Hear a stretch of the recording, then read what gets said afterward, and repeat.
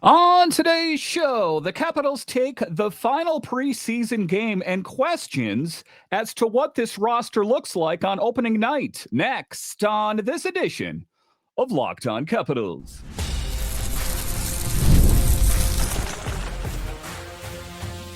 Your Locked On Capitals, your daily podcast on the Washington Capitals. Part of the Locked On Podcast Network. Your team every day. Well, hello and welcome into this edition of Locked On Capitals, part of the Locked On Podcast Network, your team every day. My name is Dan Holme. I've covered the Capitals for the past 3 seasons for Locked On and various other outlets before that. I'm also the host of the weekly show called The Capitals Minutecast, available wherever you find your podcasts.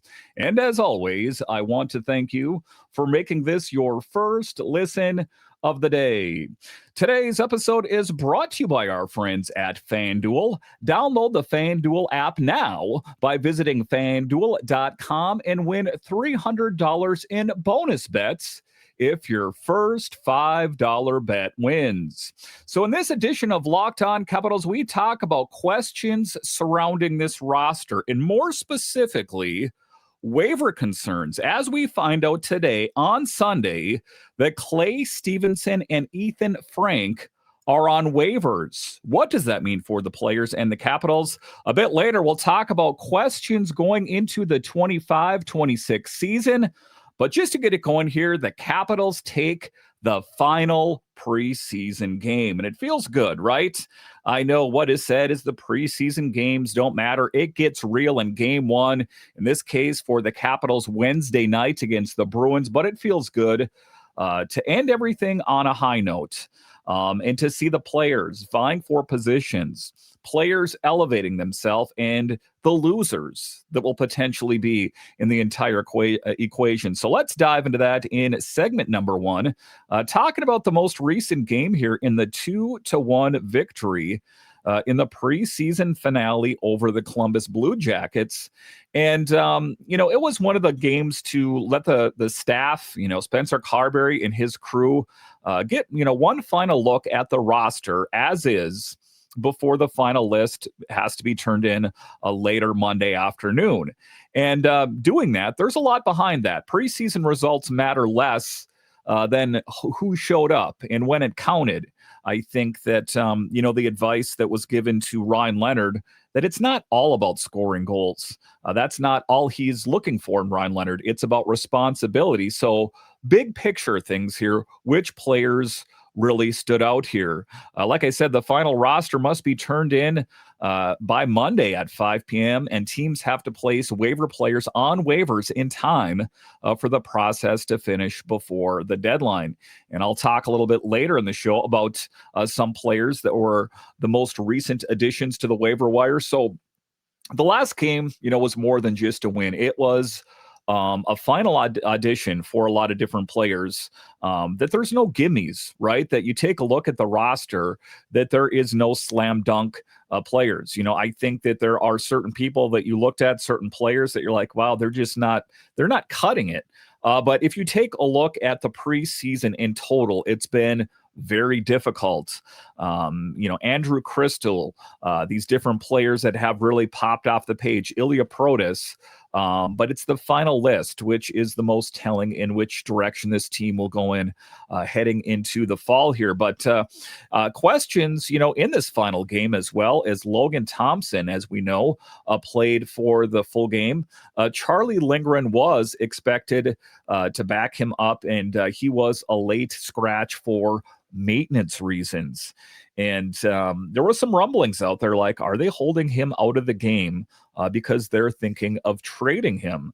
As there was a belief, I kind of had the belief that the Capitals would at least have entertained that thought, given the significance of Clay Stevenson. So in the game, Clay Stevenson backed up Thompson, but like I said, Logan Thompson played the duration there. But that's notable for Stevenson is expected to be the starter, and he will need to clear waivers to be sent there. And I'll drill down that a little bit more later in the show. But a lot at stake, when I'm talking about Clay Stevenson and where he fits in. But as far as the big team is concerned, the Capitals, it does appear as though the tandem is set. Shouldn't be any real surprise there. Logan Thompson and Charlie Lindgren. But, you take a look at it. If Lindgren's health had been in question heading into the deadline, the staff could have had to make a different waiver or roster decision. As it turns out, it must not have been too big of a deal. I think that the Capitals felt pretty confident in the whole thing, and just given the fact that it was listed as a maintenance day. So that's the kind of domino effect we saw in camp. Talking about forward fights, because that was where the camp drama really is. Like I say, you take a look at the netminding tandem buttoned up. I thought, there's a chance, but it appears that the Capitals are fine with going with Logan Thompson and Charlie Lindgren into the season. And you take a look at the blue line as well. I don't think there's a lot of questions. I think it's more to do with who the extra defender is, but the real battle, if you've watched the preseason, is with the forwards. And Ivan Miroshnichenko got one last to make a case.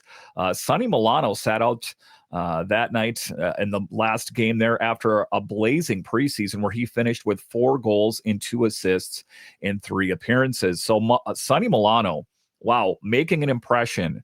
And kind of surprising to me in a lot of ways. I didn't necessarily see that coming. Just given the fact that he sat out all of last season, save 3 games, that I didn't know what kind of player we would see.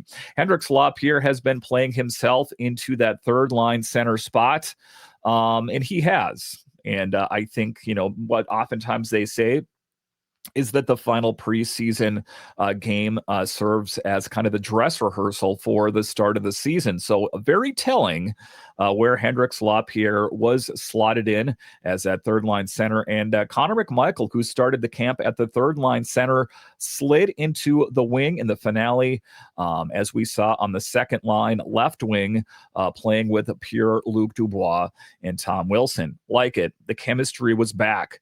And kind of plug and play, right? I think that you can vacillate between Tom Wilson and Alexei Protas, but all things considered, that second line looked really good, as Pierre-Luc Dubois found the back of the net along with Declan at Chisholm.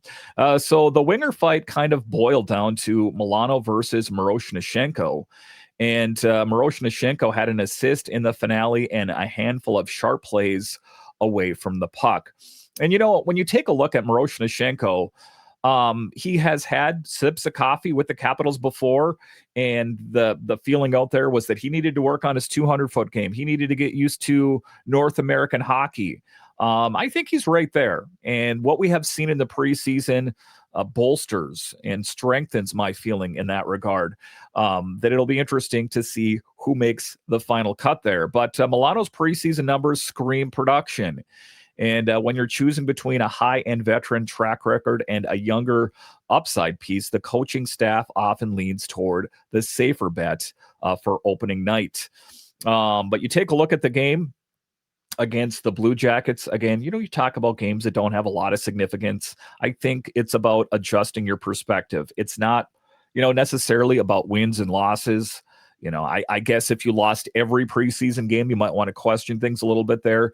But it's all about assessment. And when I talk about battles, and like I just got done talking about forward battles, there are some battles on the blue line, like I talked about, more a depth, the extra defender. But it gets interesting in this game is that Dylan McElrath suffered a lower body injury in the second period and returned for one shift before being ruled out the rest of the game.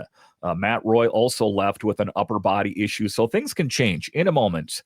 They say the best laid plans go to waste, and when you sketch out the roster for the team, always do it in pencil and have one of those fat erasers around, because if you do it in pen, you're going to regret it, because injuries are a thing.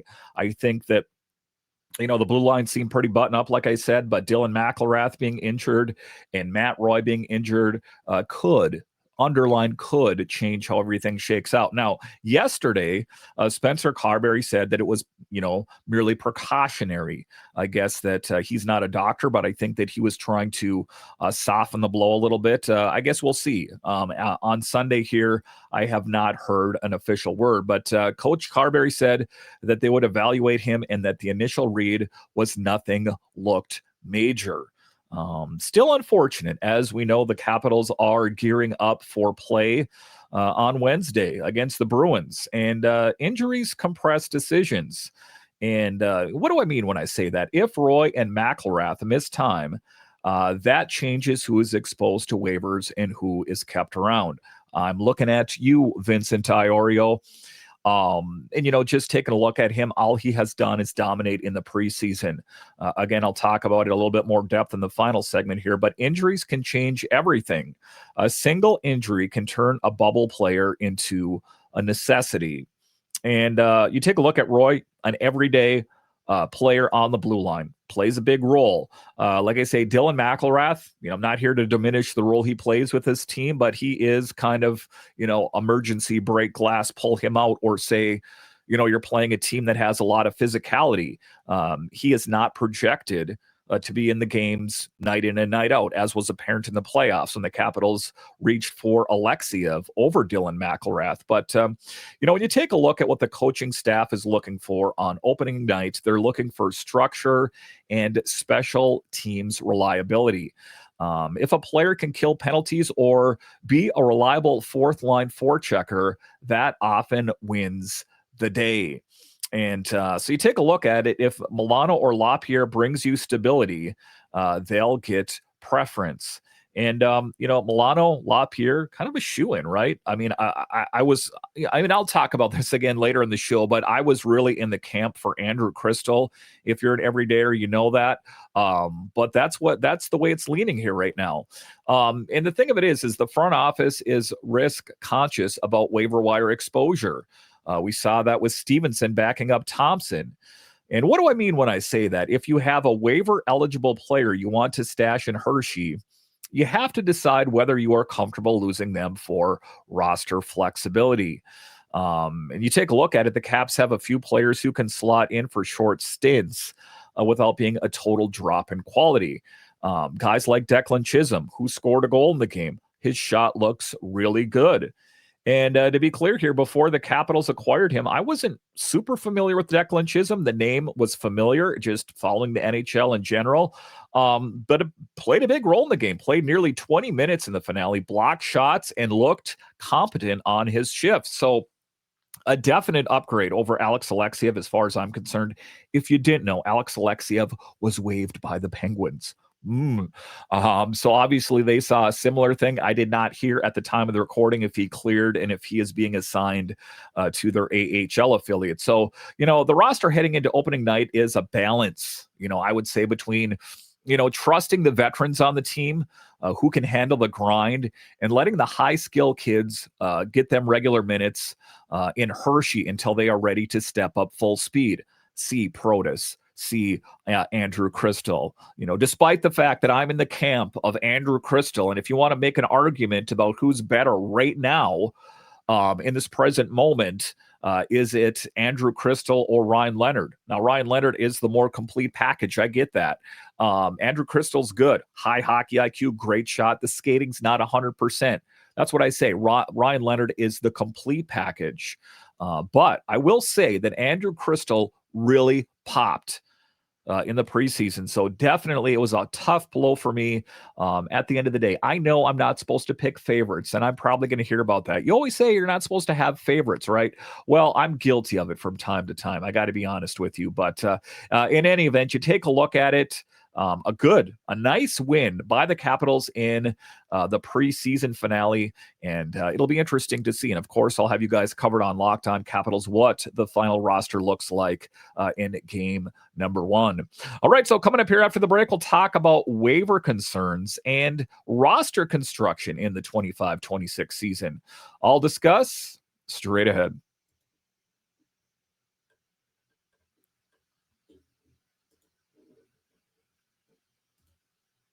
The NFL season is here, and FanDuel has an offer you do not want to miss. Right now, new customers can bet just $5 and get $300 in bonus bets if you win. That's right, pick a bet, put down $5, and if it hits, you'll unlock $300 in bonus bets to use across the app.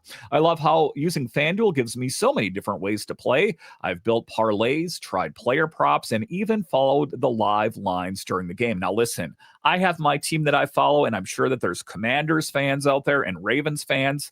So you already have vested interest in all of those games. But you know what I really like? I like when I'm watching a game that I really don't care about. I open up the FanDuel app, put a little bit of money on the game.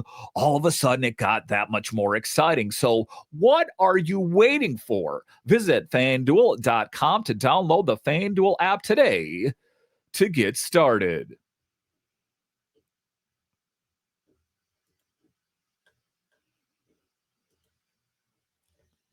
All right, welcome back into this edition of Locked On Capitals, part of the Locked On Podcast Network, your team every day. You can find me on Twitter. It's at DanCaps218. You can find the show on Twitter. It's at Locked On Caps. So in the second segment here, we're talking about roster construction, waiver concerns. There's a lot to get into, and I don't have a lot of time. Thank you for sticking with me. You'll want to make sure and stick with me all the way to the end. There is a lot to unpack here. So, and when we take a look at the roster and what it's going to look like, there was news today, Sunday. The team waived Clay Stevenson and Ethan Frank. Okay, Ethan Frank, not too surprising. Didn't really pop off the page, if you know what I'm trying to say. Has wheels. We know that. Put up a lot of goals in the AHL.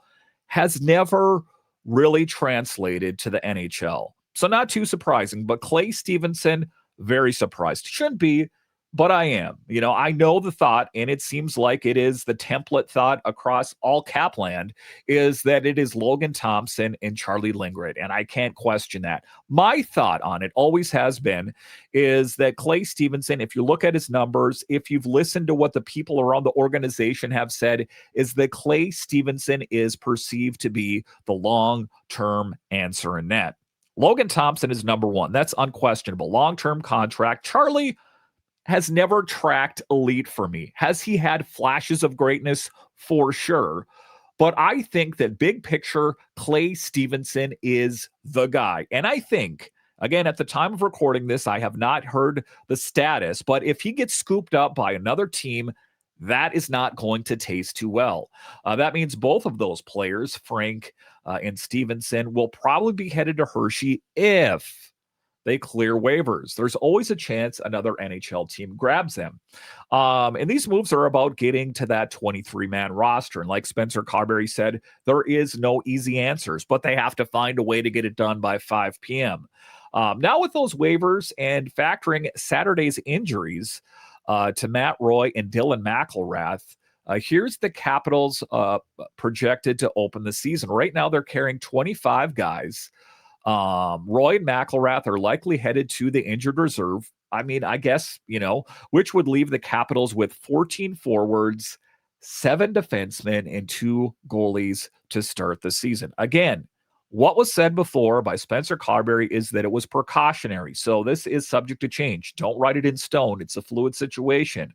The forwards include Ovechkin, Dubois, Wilson, Strome, Protas, Dowd, Bavillier, McMichael, Milano, Duhaime, Leonard, Miroshnichenko, Lapierre, and Sortif.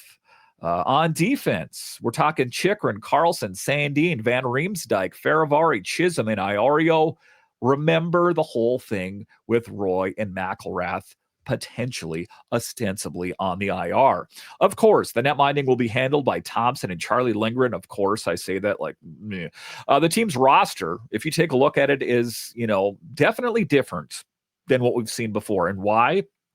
Well, the Capitals are leaning into the youth like they've never done before. The Caps used to keep 1 extra forward and 2 extra defensemen. But how everything changes here with the injuries, that is most likely going to swap. And what do I mean here? Assuming both defenders do in fact land on the IR, Ivan Miroshnichenko's spot is safe because he is waiver exempt. But he could get sent down at any moment. It's like some of these players, you talk about Vincent Diario, you talk about, it's going to be their year next year. And it just seems like that can keeps just getting kicked down the road. When is it going to be time for Miro? Those are the questions, right? And Lapierre, Milano, Miroshnichenko, and Iario were all those fringe guys in camp fighting for spots, and completely unexpected, to be clear. That was not on my bingo card to have Lapierre light it up, to have Milano play as well as he did. Miroshnichenko, I'm never really too surprised that he plays well. But, especially for Lapierre, had an amazing preseason, led the league in points,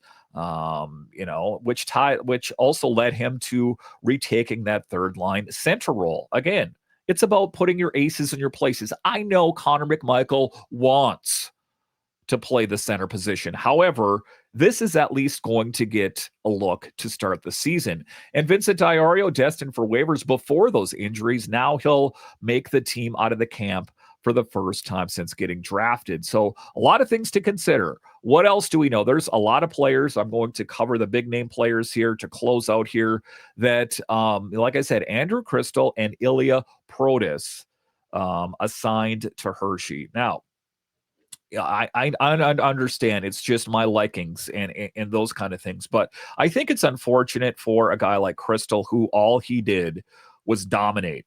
Every time he was out there, he made the most of his opportunity, and he's getting sent to waivers. I understand the reason, and if you want to know the reason, it makes sense. I get that.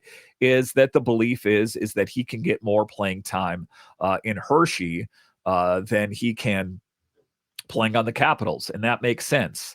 But that's it's a tough thing because he didn't do anything wrong. It's just that the Capitals were in such a unique position that just bubbling over with talent that found them in the position that they're in. So at the end of the day, I still think that Andrew Crystal is going to find a way onto the roster at some point, whether it is a call-up at some point due to injury or something like that. He cannot be denied. And the one thing I know for certain is that when the Capitals are not playing, you better be watching the Hershey Bears, because team is going to be amazing. That much I know for sure. All right, so coming up here after the break, we'll talk about questions surrounding the 25-26 season. Which players take a step forward? I'll discuss straight ahead.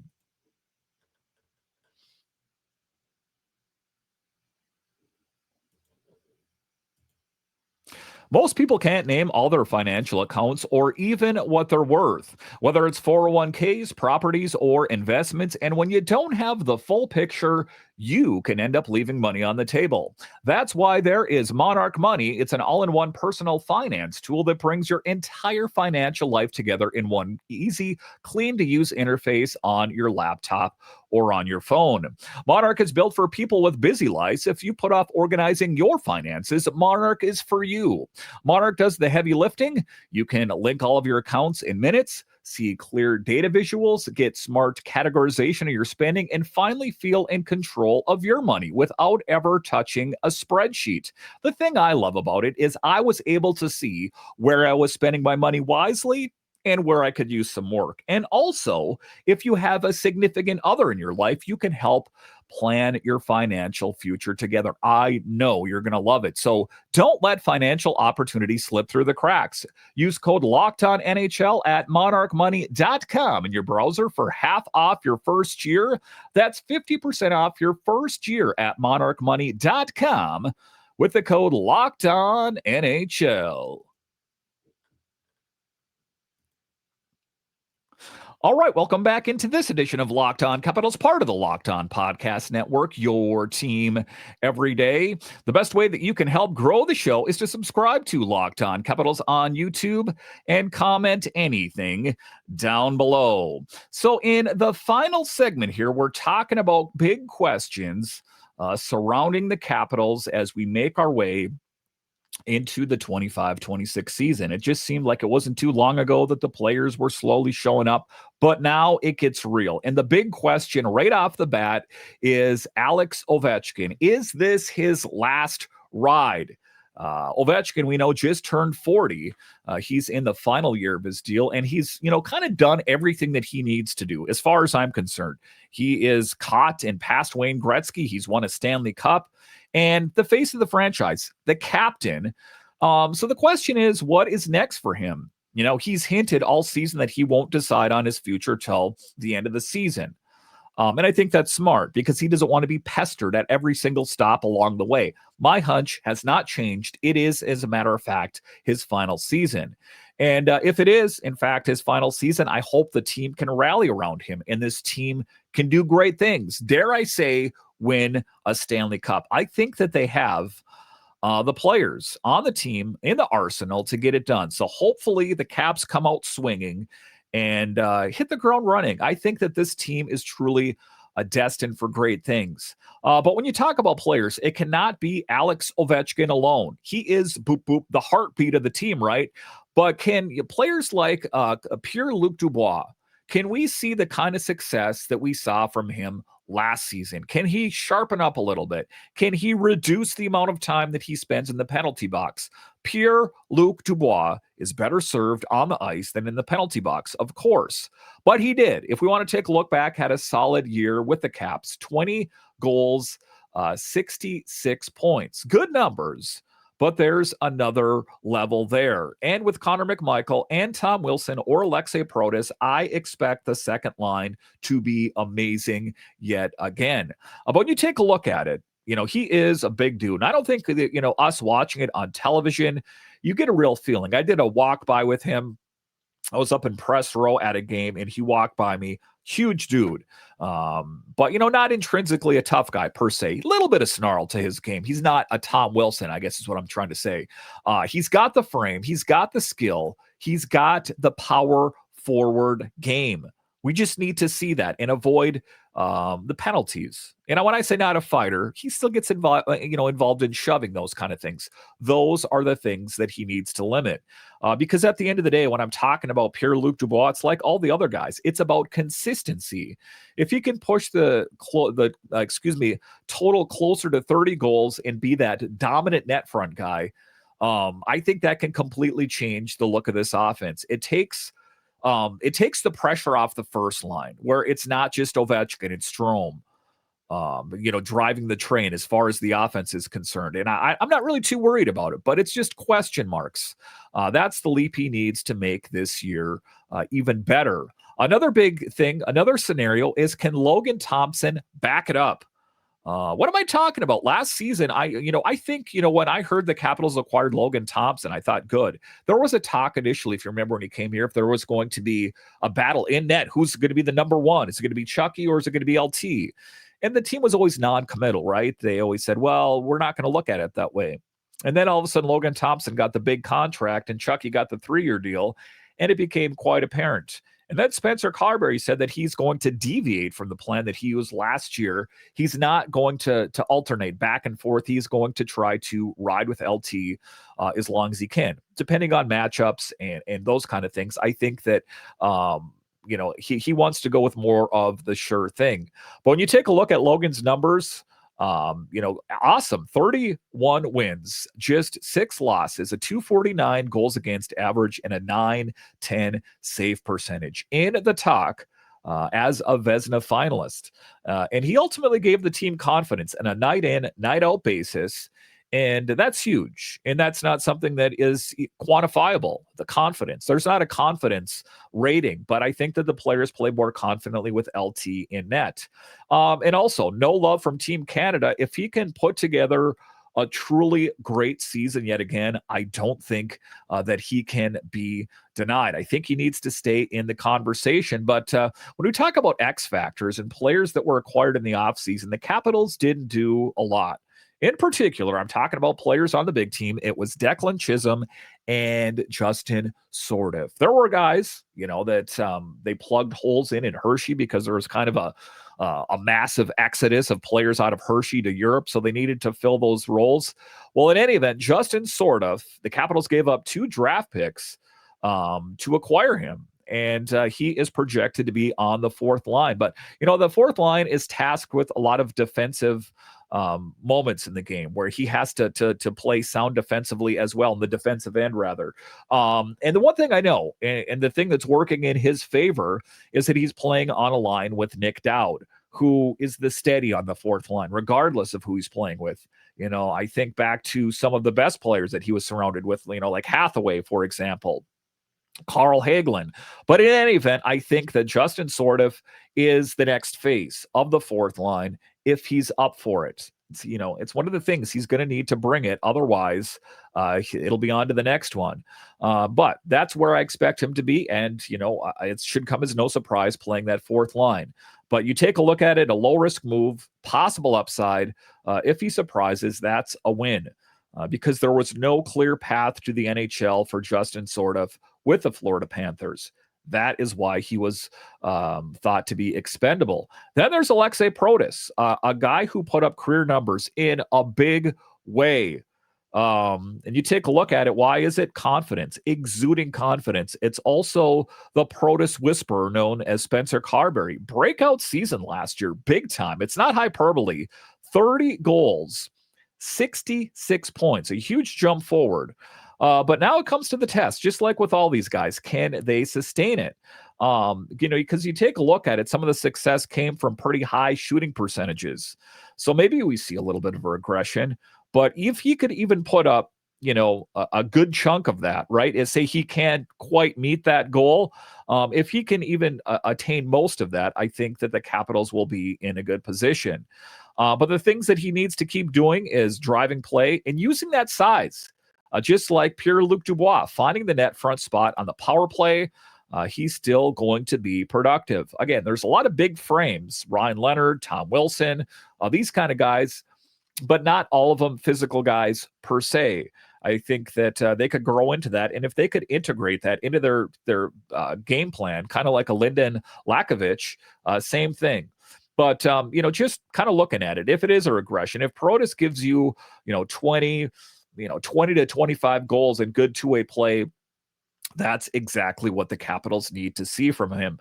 And to close it out here, the big man himself, Ryan Leonard, back-to-back 30-goal seasons. Let's hear it for Ryan Leonard. I am very excited about what this season holds. I talked about, was it the right idea to go with Leonard over Crystal? Of course it is. I mean, he's the complete deal. I mean, Crystal is right there, but Ryan Leonard is, the prototypical awesome, for lack of a better term, NHL player. But there's no mistake about it. The kid is the real deal. He only played 9 games last season, small sample size. Only found the back of the net once, an empty netter. But you could tell he belongs. He didn't look out of place. And the thing that, is good about him is he plays confident, physical, competitive, and he doesn't play scared. He looks like he fits in. And he gets under the skin because you saw quite a bit of shoving when he was out on the ice. So, it was either due to his play or just Leonard kind of chirping. He is a guy that plays over the top. He kind of gives off Tom Wilson vibes. But I think it's important to temper expectations. He's not going to light up the scoreboard right away. He might. I think it's going to be a slow build for him in the 25-26 season. But the big things, is what we saw in the preseason. If he can bring the energy, if he can crash the net, win puck battles, he is going to be a difference maker for the Capitals. And he's also a part of the long-term answer, right? That, Alex Ovechkin could be playing his last season in the NHL. You need the next wave of Capitals. The captainship of Tom Wilson, of course. I don't think that's really up for debate. But Ryan Leonard right there as well as the young face, the future leader. Dare I say a pass way down the football field here. Really early take here. Could Ryan Leonard be the future captain of the Capitals? I definitely could see it. He has those leadership vibes. That much I know for sure. But going into this season, I'm feeling more confident than I have in a long time. And it's not because they picked up some big shiny toy. They didn't get the Nikolai Ehlers. They didn't get the this or that player. This is a Capitals team leaning fully into the youth for the first time in, I don't know, a really long time. So I am optimistic. I'm even going to scratch the cautiously off there. I'm optimistic about the 25-26 season. And as Capitals fans, I think you should as well. Listen, I want to thank you for joining me on this edition of Locked On Capitals, your only daily year-round podcast covering the Capitals. And I want to thank all of you that listen on the audio side and watch this on YouTube. You are what makes this show successful. When you're done here, head on over to Locked On NHL as they have you covered 5 days a week, available wherever you find your podcasts and on YouTube. All right, once again, I want to thank you for joining me on this edition of Locked On Capitals, part of the Locked On Podcast Network. It is your team every day. My name is Dan Holme, and I'll talk to you again next time.